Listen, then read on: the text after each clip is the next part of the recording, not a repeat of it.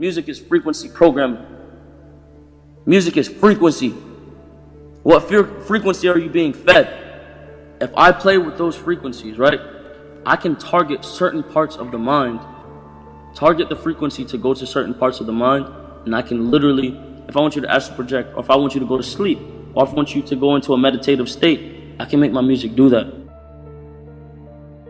The brain processes information electrically. It communicates with the cellular structure electrically, and it operates within a certain band of frequency.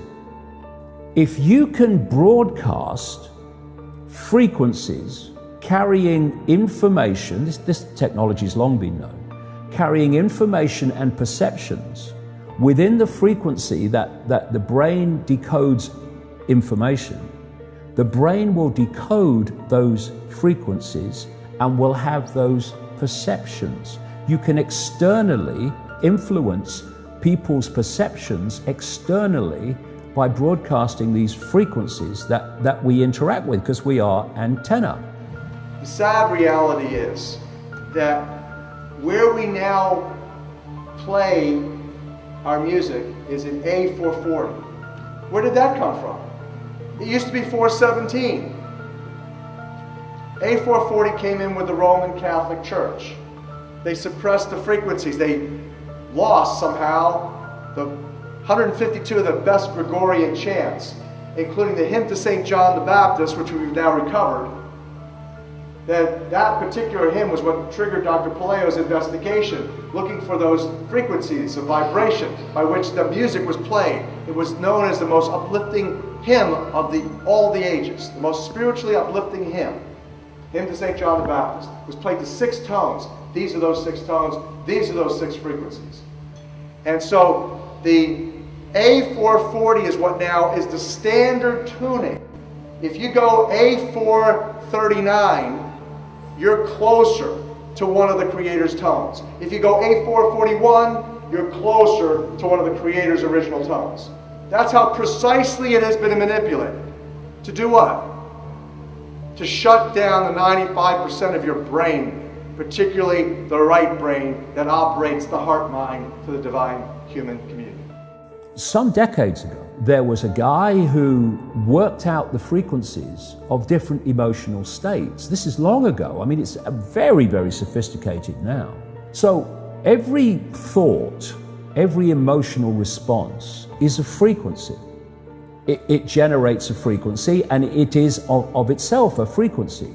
Hate is a frequency, and it's different to love. You know, when you are in a room and there's lots of aggression and conflict and hatred, you feel it. What do people say? Oh God, you can cut the atmosphere with a knife in there. That is because the frequencies of hate and conflict have been so generated, they have changed the electromagnetic field of the room. When you go driving your car and your channel on the radio is tuned to a station and you're grooving to the music, you love that music. As you get farther and farther away from the broadcasting tower, that music gets static. You start to lose the signal from the clear channel, broadcast, and it gets staticky. When it gets staticky, you get a little annoyed. But you want to listen to it. You really have a heart for that music, so you continue to listen to it for another 10, 15 miles, and suddenly it becomes so annoying that you just get disgusted, you go, ah, and you shut it off. And if you continue to listen to it, you get sick.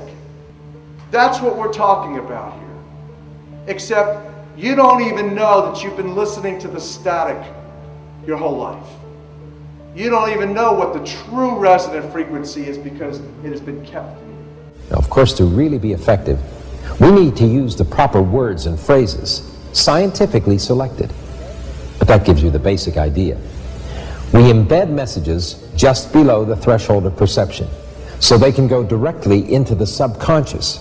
They can play across a community these frequencies without anyone knowing, and it starts to have an effect, and it starts to build rage, it starts to build anger, and people might not realize why they're feeling it, but they start to feel it. And then what they do is they trigger that with an event. Maybe some guy is attacked by the police or something, or somebody's arrested for something they didn't commit, and now there's the trigger. The blue touch paper has been lit of this manufactured frequency-driven rage, and you have mass riots and what have you, and people do things that they wouldn't normally do.